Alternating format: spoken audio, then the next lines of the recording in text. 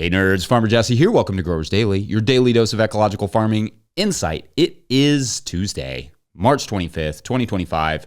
Don't know why I said it like that. And today we're talking cilantro, basil, dill, and parsley, i.e. the main culinary herbs, and garden life after pools. That one will make sense soon. So let's do it.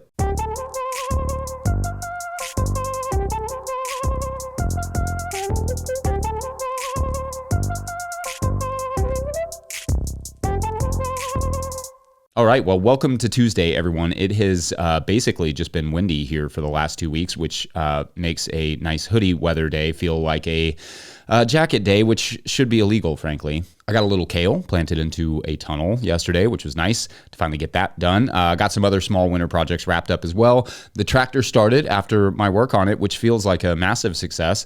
Things are kind of just starting to grow like wild here, though, and perhaps especially the purple nettle that loves our pathways. That stuff always gives me a bit of anxiety heading into the season as I just kind of wait around for the clover to shove it out of the way. So I usually mow and or weed whack that sort of purple nettle weed till it finally happens in about a month that the clover will pop through. It just has that everything is about to explode feel around here right now. But, you know, such is spring. All right, so I like to reserve my Tuesdays for crop breakdowns when I remember, and I remembered. So I thought we could use today to do a quick crop breakdown for a spring crop / crops. I love the annual culinary herbs. So in this first section, we'll talk about some of the faster growing annual culinary herbs like cilantro and dill that require successions. And then in the third segment, we'll take on parsley and basil and that sort of stuff. And I guess I'm dividing those because dill and cilantro are basically one, maybe two cuts and done, whereas in the right situation, basil and parsley last all summer, with parsley able to head straight into the late fall or even winter in the right conditions. So there is a difference in where and how you might plant and or manage them based on that extended stay. All right, so cilantro has the distinction of being a flower in an herb's body. It wants very little to do with being an herb once the heat hits and will bolt readily.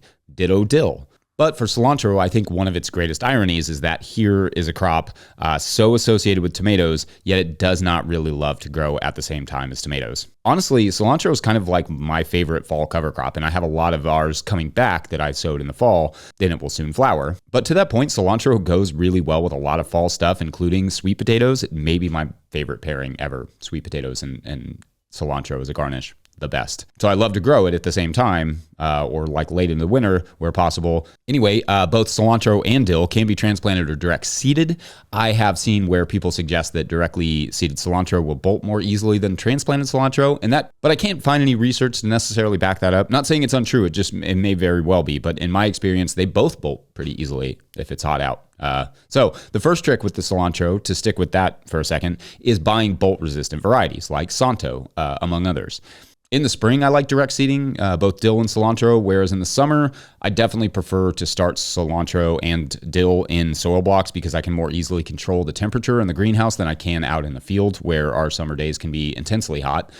In the field, I use the earthway seeder and the beat plate. Then I fit about 8 rows on a 48-inch bed. That's like a 122 centimeter bed. For dill, I use the Jang seeder with the sprockets set to 11 and 11, usually with one of the carrot rollers like the X24 or whatever roller fits the seed well. For soil blocks, I use the smaller 1-inch by 1-inch size blocks, so either the 128 cells or the 200 cell soil blocks. I add 2 or 3 seeds per block of each of those and try to transplant them at about 4 to 6 inch grid.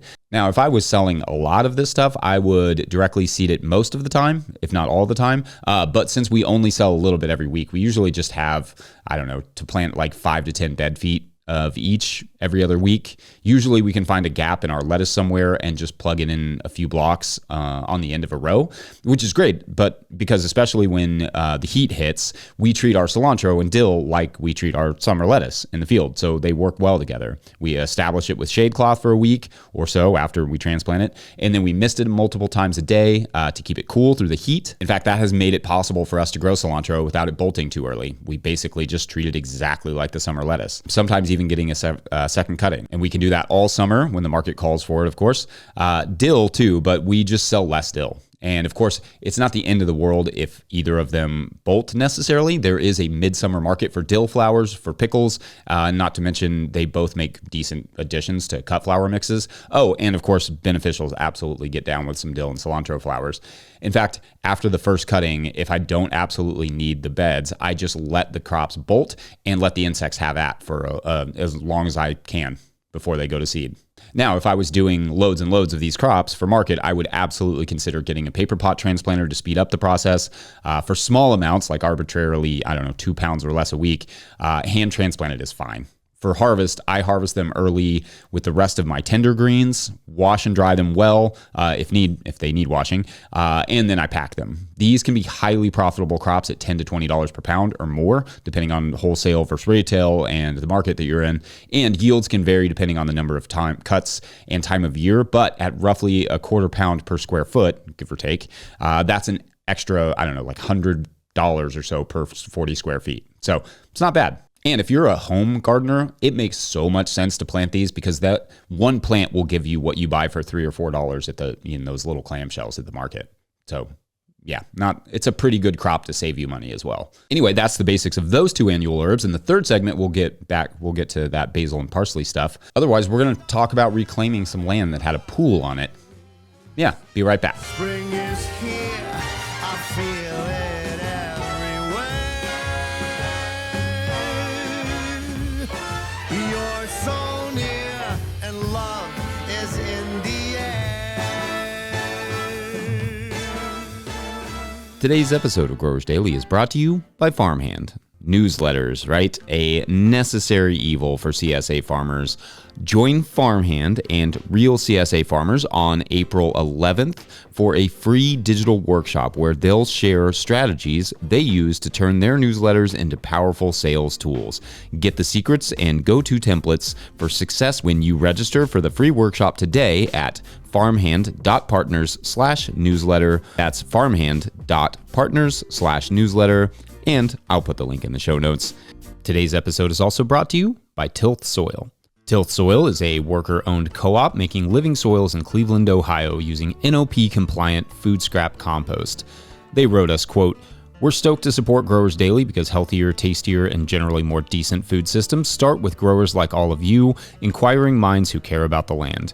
End quote. Love the folks over there at Tilth. If you're looking for top-notch compost or potting mix, drop an email to the folks at Tilth via info@tilthsoil.com. That's info@tilthsoil.com. All right, enjoy the show.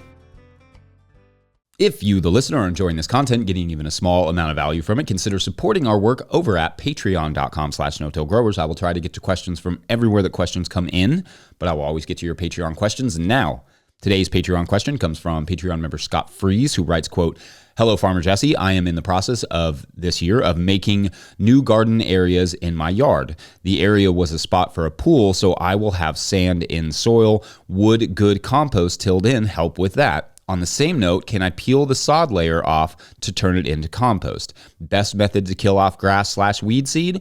I am in 6B in Ohio with heavy clay, which will be fresh to being a garden in most areas. Thank you in advance, and I'm a new member. I have watched and learned a lot on YouTube channel, a little thumbs up emoji. I often catch myself whistling the no-till theme music. I really appreciate the humor/dad jokes. Happy growing," end quote. Okay, so awesome question, and I'm going to proceed here assuming that with the pool and sand that what you're referring to is that there was a base layer of sand put down beneath like an above ground pool, which I believe is a pretty common practice. I've never installed an above ground pool, but that's my understanding. I assume it was above ground and not in ground because you did not mention an epic hole or getting rid of the pool itself, which if I even had to personally do that with an in-ground pool, you would probably never hear the end of me discussing that triumph. Now, if there was a pool there, that also means there was thousands of pounds of water sitting above that area for some amount of time, and that's after that area was likely leveled with machinery. So we're talking about some potentially serious compaction in the native soil. So my first thought here is that yes, it needs not only have some compost worked into the sand, but also it's worth noting that not all sands are created equally. The sands that we add to things, there are beach sands and play sands that are not ideal for gardens because the salts and or their fine compactable textures, as well as masonry sands, which are likely a little bit better. Then you have horticultural sand, which is ideal, but not likely what was used beneath this pool. My guess is masonry or play sand was used, which would mean you would absolutely want to work in some compost to help add some organic matter and reduce the potential of or existence of compaction. You would also likely want to subsoil or broad fork down into the native soil if possible, unless it's like more than 18 inches down or like 18 inches deep of sand. Roots will eventually make their way down there, and it's better that they don't run into a mucky brick wall. Now, the sod removal part of the question is very interesting. Sure, you could use a sod cutter and literally cut the sod off, compost it, and then add it back, but you might be stunned by how much space you lose doing that. Like what a sort of hole or ditch will be left where you remove the sod. The reason is primarily air and water. Even in compacted lawn, a lot of the sod layer is going to be air and water. So what starts out as a giant pile will turn into not much of anything at all as it breaks down, to get technical about it. So you may want to add an additional layer of something in its place, like either an additional mulching layer of compost or perhaps good, clean fill dirt before adding a layer of compost over top of that, something to make up for all that lost topsoil. But generally speaking, I don't have an issue with that approach. In fact, that sort of composting could help with things like, Bermuda grass that can be a problem in many lawns. If you composted it correctly, you will kill the rhizomes and the seeds, thus giving yourself a fresh start and some good compost. Of course, allow it to fully compost and to fully mature to help reduce any risk of residual herbicide from previous land use, if that could be an issue. But otherwise, I think it will make a good compost. Almost certainly. So anyway, I hope that's helpful. I love that question. Lots of fun stuff there that I haven't addressed yet here. Good times. All right, up next, those other culinary herbs. Be right back. Today's episode of Growers Daily is brought to you by Harnois Greenhouses. Harnois Greenhouses has pioneered controlled environment agriculture since 1965, partnering with market gardeners and farmers across North America to deliver turnkey greenhouse solutions. Their unwavering mission is to support growers' success through innovation and expertise in design, manufacturing, and installation. Harnois Greenhouses are engineered to withstand high wind and snow loads, providing optimal brightness, increased yields, rapid ROI, and long-lasting durability. With over 20,000 projects completed, they are more than a manufacturer. They are a trusted partner. Their structures foster sustainable, energy-efficient ecosystems that drive profitable, resilient agriculture. In 2025, Harnois is introducing a new low-tech, high-tunnel model starting at just $2 per square foot, offering open field growers an accessible entry into controlled environment agriculture. Learn more at harnois.com. That's HARNOIS.com. Today's episode is also brought to you by So Right Seeds. So Right Seeds is an heirloom seed company that offers fresh, high-quality, open-pollinated seeds. They have a great selection on their website of over 400 varieties, along with a planter's library with tips for growing. They offer cover crops and bulk packs of seed for sustainable home gardening. The instructions on the back of their packets have all the information you need to get started. Go to So Right Seeds, that's S-O-W, and use my discount code NOTILL for 15% off your order. That's SoRightSeeds.com. All right, enjoy the show. All right, so in the first segment, we talked about cilantro and dill. In this section, we'll talk about basil and parsley. Again, the big difference here, beyond flavor, is that cilantro and dill are herbs that need to be grown in successions, whereas parsley and basil, if done right, do not necessarily. Basil could be the one exception here because especially in very hot climates, it can bolt a little bit more easily. But parsley is relatively heat and cold tolerant and will only bolt if it believes, or does, go through winter. In fact, parsley will often survive our winters in our high tunnel and then bolt in the spring. Basil will barely survive hoodie weather, so that is not much of a concern there. But let's start with varieties. For basil, I am an early leaf fanboy. It is bolt resistant, great flavor, and yields well. Leaves are perhaps slightly smaller than, say, Genovese, but it's been a winner for us for years. There are many types of basil out there too, like lemon, holy, Thai, purple, etc., and all of those are awesome for sure, but the market has to be established if you're going to be selling these things before you grow them, because I've found that they can be a little bit hard to sell. but that wouldn't be for every market. Some markets you probably slay, but for us, we had trouble selling it. And of course, for home use, all the basils, grow them all. They're amazing.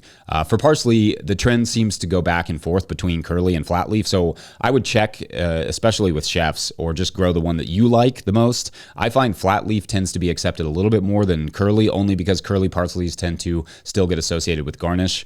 Little known fact that both kale and parsley have a support group for this. With both of parsley and basil, I do not direct seed them because of how slow they are to grow. You can, certainly, but I find it's easier just to transplant them. So I start them in slightly larger blocks than I start those in those other herbs I mentioned. 128s are fine, or the 35 block standing blocker, soil block maker.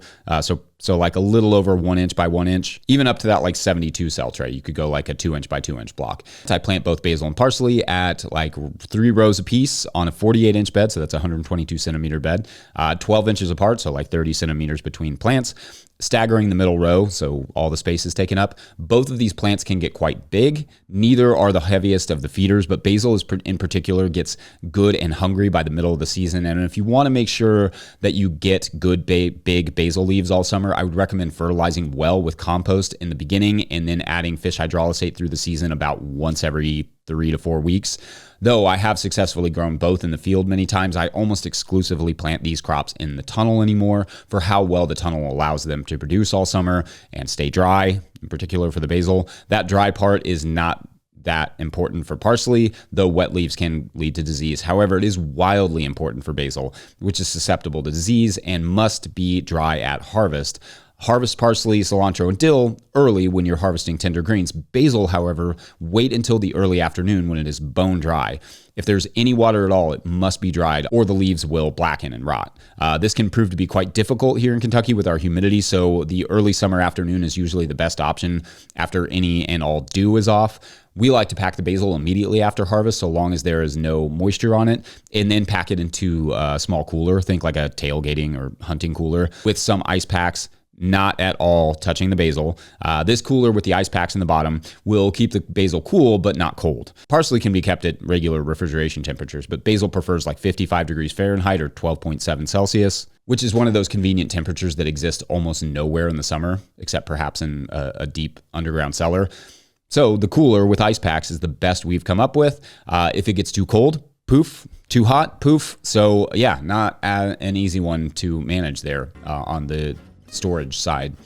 Anyway, let me know your thoughts, questions, aspirations when it comes to annual herbs. We'll do more perennial herbs another time.